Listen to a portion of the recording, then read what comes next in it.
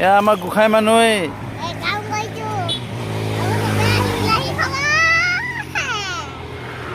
আমি বিলাহী লগাইছিলোঁ, বিলাহী খেতি কৰিছিলোঁ অলপমান ঘৰতে খাবৰ কাৰণে। বিলাহী পকিছে, আমাৰ গোসাঁই মানুহে বিলাহী ছিগিছে, পকা বিলাহী।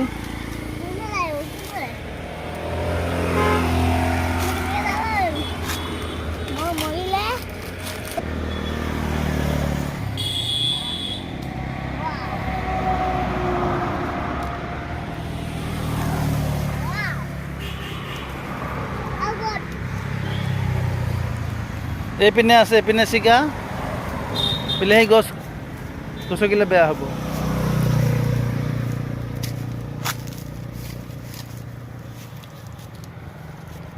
সকলোৱে কৰক অলপ অলপ। বজাৰত দাম বাঢ়িছে বুলি এনেই মিছাতে বিতৰ্ক কৰি লাভ নাই। সকলোৱে ঘৰত খাবলৈ অলপ অলপ শাক পাচলি কৰিলে বজাৰত এনেই দাম কমি যাব। আমি ঘৰত নকৰি বজাৰত বেছিকৈ কিনাৰ প্ৰৱণতা বঢ়াৰ কাৰণে বজাৰত জুই চাই দাম বাঢ়িছে। যিহেতু কৰা প্ৰৱণতা কমিছে আৰু খোৱাৰ বা খৰচৰ প্ৰৱণতা বাঢ়ি গৈছে। সেয়েহে সকলোকে অনুৰোধ কৰিছোঁ,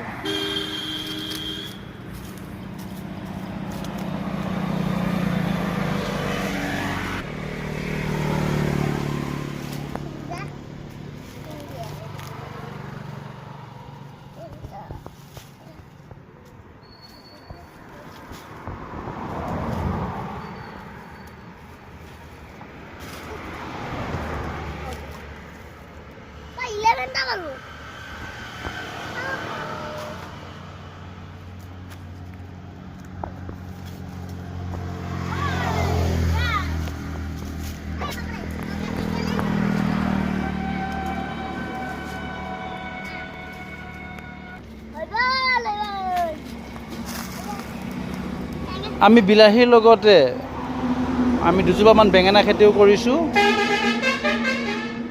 ছাগলী শিঙীয়া বেঙেনা বুলি কয়, ভোলা বেঙেনা বুলি কয়। অকণমান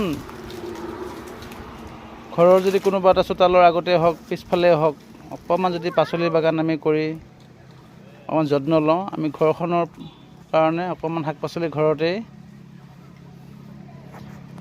সাৰ নিদিয়াকৈ আমি ঘৰুৱা উৎপাদনৰ শাক পাচলি খাব পাৰোঁ, যিটো বৰ্তমান স্বাস্থ্যৰ কাৰণে উপযোগী। যিহেতু বজাৰৰ খাদ্যৰ ওপৰত মানুহৰ নানান ধৰণৰ চিন্তা হৈছে, কিমান ৰাসায়নিক সাৰ প্ৰয়োগেৰে শাক পাচলি উৎপন্ন কৰি বজাৰত বিক্ৰী কৰি আছে।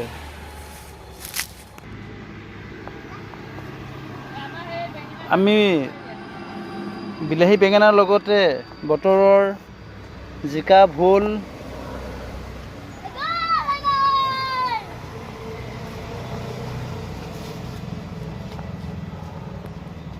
ভোলৰ গুটিও আমি ইয়াত জীয়াইছোঁ। এয়া মাটি ফুটি দুপতীয়া হৈ গজি ওলাইছে। যিহেতু আমি বজাৰতকৈ আমাৰ অকণমান শেহতীয়া হয়, আমি যিহেতু সময়ৰ লগত অলপ মিলোৱা দেৰি হয়। শাক পাচলিৰ লগতে আমি থাইলেণ্ড বগৰীও কৰিছোঁ, বজাৰত নিকিনাকৈ আমি ঘৰতে খাব পাৰোঁ। মৌচুমী কৰিছোঁ, মৌচুমী বৰ্তমান লাগি আছে।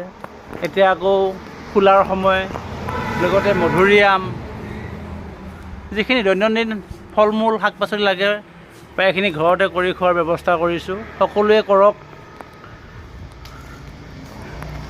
তাৰ লগতে আমি কৰিছোঁ কুঁহিয়াৰ। এজোপা কুঁহিয়াৰ হ'লেও আমি গৰমৰ ছিজনটো যেতিয়াই ইচ্ছা তেতিয়াই খাব পাৰোঁ। বজাৰত কিনি খোৱাতকৈ ঘৰতে খাওক, ঘৰতে কৰক। ভাল জাতৰ কুঁহিয়াৰ, ডাঙৰ হৈছে, ওখ হৈছে।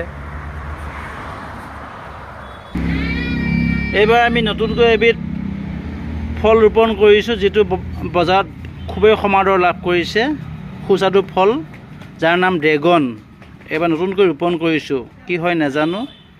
যদি ভাল হয় আমি ইয়াৰ আৰু বহুলভাৱে ৰুবলৈ চেষ্টা কৰিম।